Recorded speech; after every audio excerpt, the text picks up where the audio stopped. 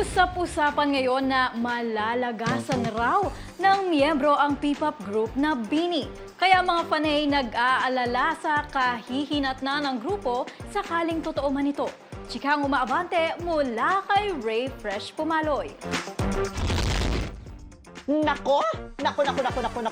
Eto na nga, how true ang chika na malalagasan na raw na miyembro ang P-pop girl group na BINI. Usap-usapan kasi ito social media kung saan nabahala ang maraming blooms o yung fans ng BINI dahil mababawasan daw ang 8. Hinulaan ng ilan kung sino kina Stacy, Aya, Maloy, Joanna, Gwen, Colette, Mika at Sheena ang aalis sa grupo. Sa kabila niyan, wala pang inilalabas na pahayag ang management kung totoo nga ba o hindi ang chika.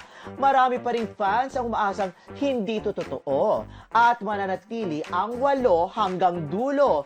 Tila malabo rin daw kasing malagasan dahil napakarami pang upcoming projects, kabilang na nga ang Biniverse World Tour na gaganapin sa Philippine Arena sa February. Hay! Malay nyo naman, gaya ng Blackpink, pinagsolo mo na sina Lalisa at Jennie. Baka magsolo muna ang isa sa kanila sa BINI. Huwag kayong asumera, no?